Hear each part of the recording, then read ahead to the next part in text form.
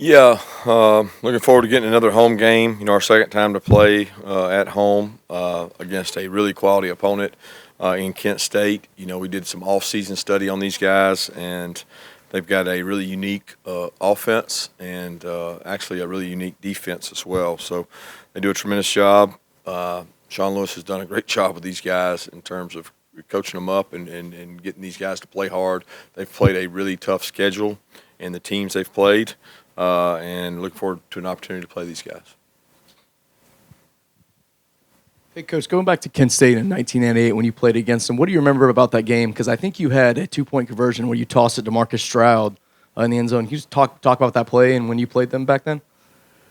Yeah, I didn't even realize that we played them when I was here. I do remember that game. I think I dropped the snap, so it's probably a good idea that I got to throw it to a guy that was 6'7", 320 pounds, and he was hard to miss if that was, in fact, the game that happened on. But don't remember much about that game then. It was a long time ago.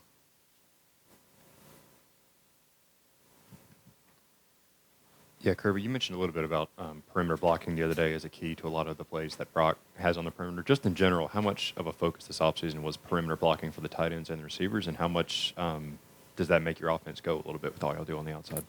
Well, it's always been a focus. It's not like this year's it's new. It's been a big focus for us. We try to start practice that way every day with some form of fit-up drill, some form of contact drill for skill players in terms of ball protection. So it's part of our DNA. It's important that you're selfless and you're willing to block, and it's not him. It's what football is now. Football has evolved to where there's two or three and sometimes four things that are given to a quarterback on a play, and two of those four usually involve the perimeter and involve perimeter blocking. So if you don't do it well, you have no chance, and if you do it well, then you have a chance to get some easier yards.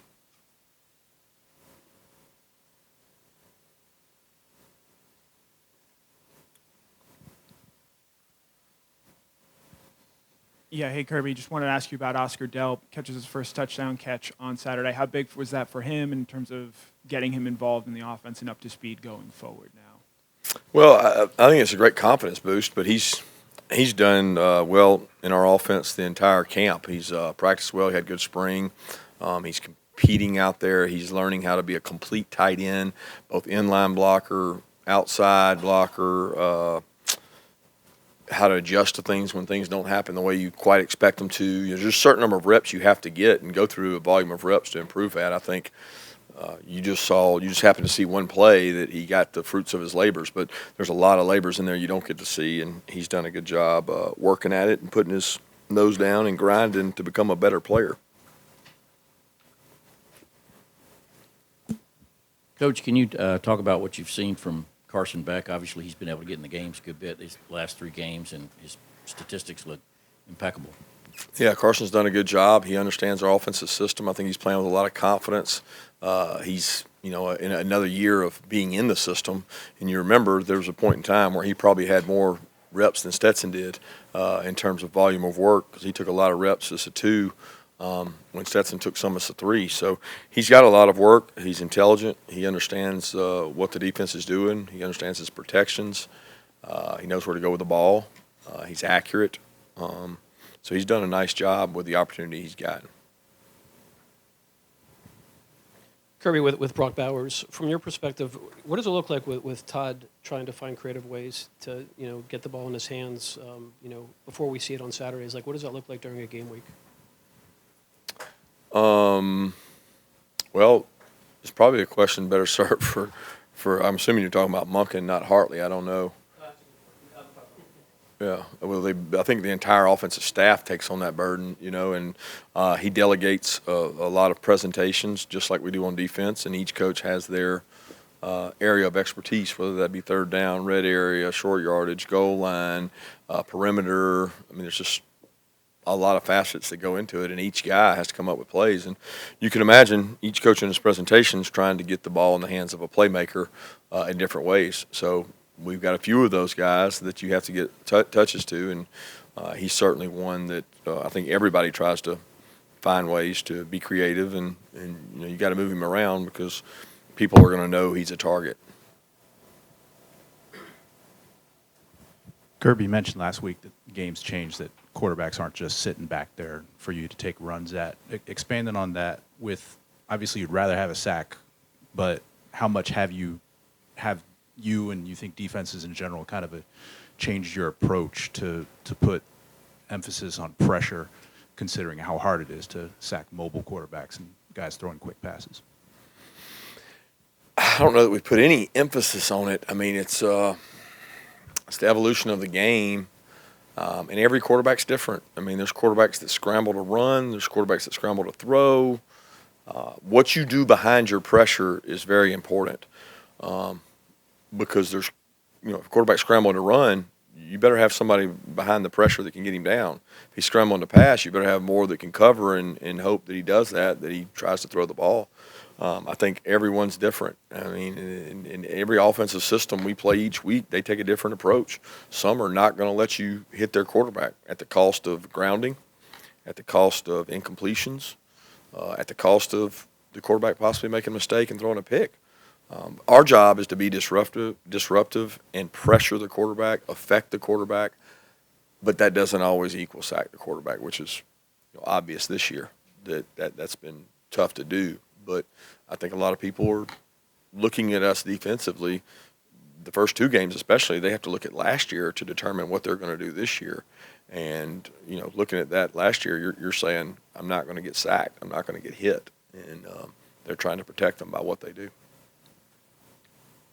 Yeah, Kirby, Darius Smith made the trip on Saturday. It looked like he was working with the safeties and stars in pregame. Just what have y'all seen from him in terms of his skill set, and how much have y'all been giving him a look at star as a place where he could potentially fill in?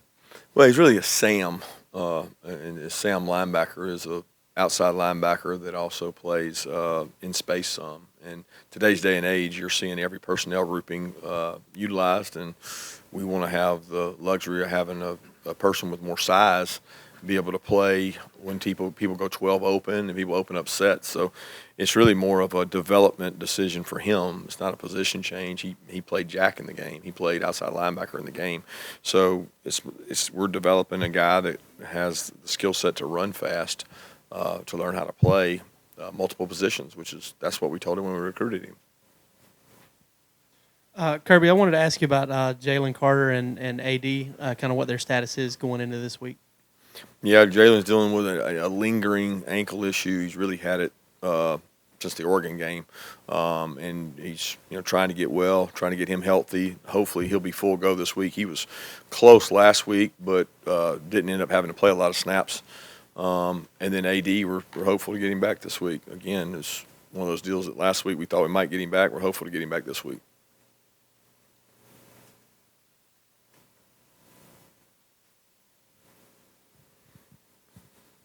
Kirby, kind of a unique situation with Kent State. They've already played two top 25 ranked teams. Just in those games, was there anything in particular that stood out to you, particularly with what they did on offense?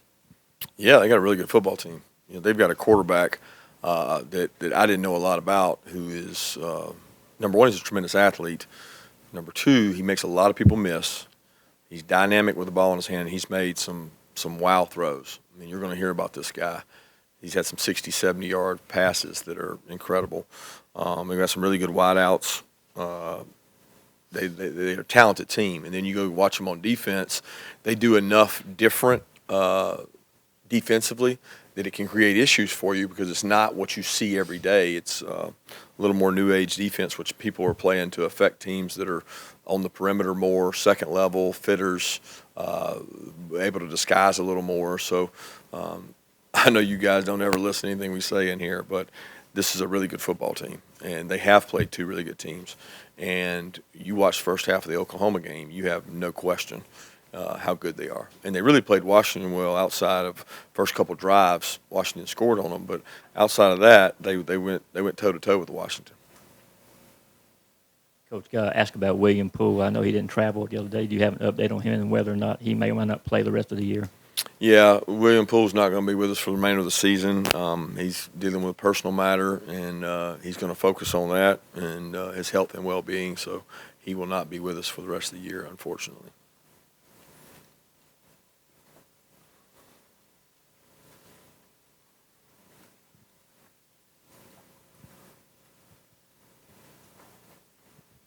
Kirby, I know it's only 3 games in, but obviously a lot of people seeing the scores y'all put up and the numbers you put up, already, comparisons to last year.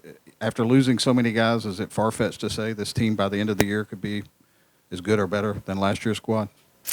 I don't do comparisons. I've said that repeatedly. You can't compare anybody to last year because last year's teams, 15 of them are in the NFL. So it's one of those things that this team has a long way to go. The worst thing that can happen to this team is start believing what people say about them. The toughest job we got this week is trying to explain to everybody that Kent State's a really good football team. And I know you think I just sit up here and say that, but you turn the tape on, they've got a really, really good football team. And it's not so much about Kent State. It's really about, does our team want to grow? And this is a week that we need to have growth. We got to get better in a lot of spots. And you guys don't get to see it from our perspective, and the fans don't get to see it from our perspective in terms of what we see on tape and the mistakes we make and how many guys we need to get better. But certainly going to need them to get better this week.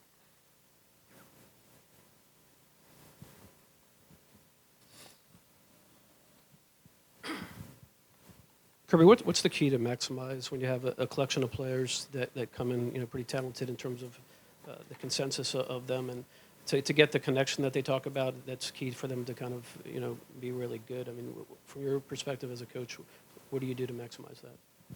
To maximize what? Just making the most of talent you have. Practice really hard, discipline, toughness, connection, composure. I mean, all the things we talk about in this organization, they have to permeate it whether we win or lose. We go out there to practice today. We can't treat today any different than if we won or lost the last game, and that has to come from everybody in the organization has to relay that message, and the players are the ones that got to buy into it. And to be honest with you, that's the culture that the players created around here that hey, to be at Georgia, it's tough. To be at Georgia, you got to practice hard. To be at Georgia, you got to earn it. And as long as they believe in doing that, then, we've got enough talent that we're going to have a good opportunity when we go out on the field on Saturday. But they've got to believe in that culture.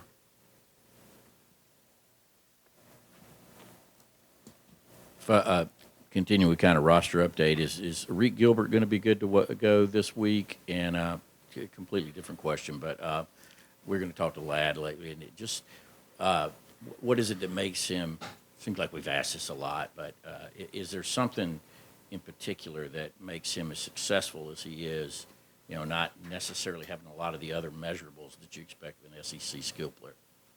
I'll start with the Reek question. He's going to be day-to-day throughout the week. And then Ladd has been an incredible team person. I mean, this guy embodies what you talk about when you talk about team because he blocks so hard, he blocks so physical, he blocks bigger than he actually is.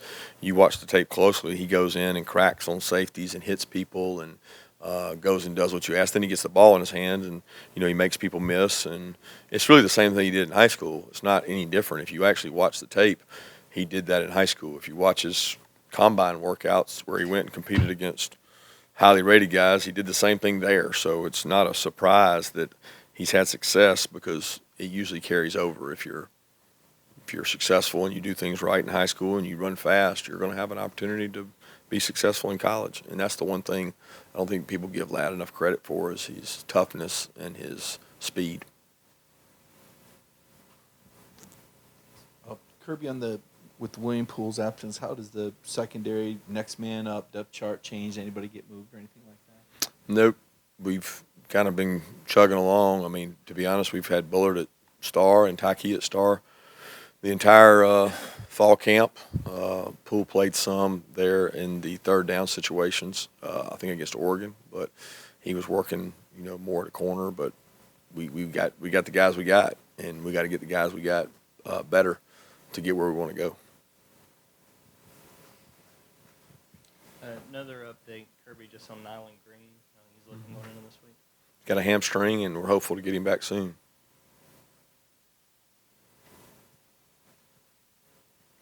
Yeah, what have you seen so far out of Marcus Mims this season, especially with him getting that early playing time during the game, and what improvements he's been able to make so far? I think he's got more confidence in going in the game in more meaningful moments. he's extremely athletic and talented, and we've really stressed to him how much he can improve in terms of his run game and his pass game and his knowledge of the game. And the only way you get better at that point is to go play, and he's getting to play, quite a bit in the last 3 games. So we want him to continue to do that, and really the conditioning level of these games outside in the heat has allowed us to play 3 guys and stay fresh at the position. Coach, Julio Humphrey and Dalen Everett are 2 of the corners that come out when the 2s come out for your squad. What have you seen out of them so far when they've come in, and what will it take for them to earn more playing time? Experience, confidence, executing in big moments. They both have gotten a little bit of playing time, but both of them can improve from when they've gone in the game. They've got to do a good job of performing better when they get out there.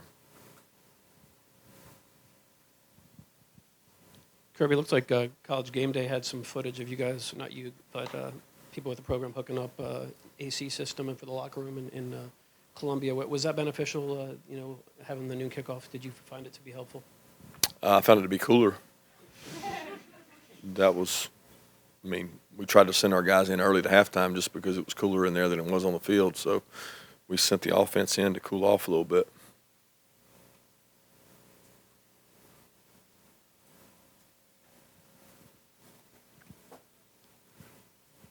Kirby, you've had a few more months to kind of watch how recruiting is playing out with this new NIL situation. What are your current thoughts on recruiting with the new, I don't say limited, but the new landscape, if you would? Hard to say. We haven't had a really full body of work. I guess you could say you had a full body of work last year, but it's changed so much in this class from last class. It's already been different. I felt like it was 20-30% of the conversation last year, and it's certainly higher than that now. But I can't judge it or assess it because until you're through December, you don't know anything, and you'll find out more as it goes along.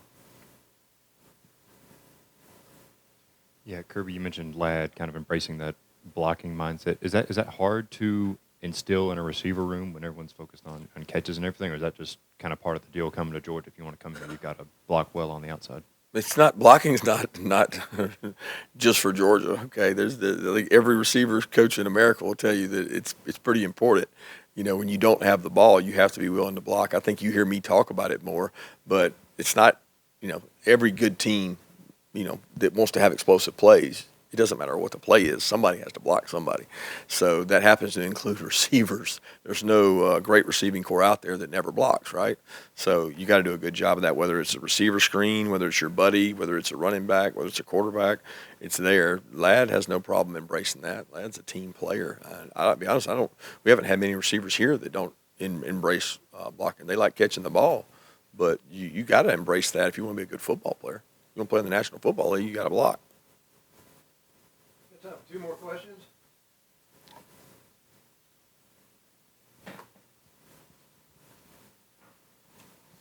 Kirby, what goes into knowing when to pull a starting quarterback in any football game? Is it a predetermined deal, or is it a gut feel? Is it you? Is it Monken, staff? You got to win the football game. So the number one thing is, what do we got to do to win the football game? Number 2 thing is, what do we got to do to stay healthy? What do we got to do to create confidence and keep rhythm in our offense? And there's a lot of things that go into that in terms of experience for the 2. So there's no perfect way to answer that question because every game that's going to be different based on who we play the next week, how did we play that game, where are we, who's playing around them, what O linemen are in. So there's not a exact answer to that question. Kind of going back along the recruiting questions. Is recruiting a quarterback different than any of the other positions on the field, being that you're pretty much going to play one guy versus defensive linemen, secondary, all those other positions? You can have rotations, but quarterback there's not as much rotation there. So do you recruit them differently? I don't know that you recruit them differently. You do the same plan of attack. You certainly sell it probably differently. And there's not a lot of quarterbacks out there that don't think they can come in and play. So you're not selling come here, sit on the bench. You're selling an opportunity to develop. And I think our proven track record Monken has, our offense has, of developing quarterbacks, of giving guys an opportunity to play in a system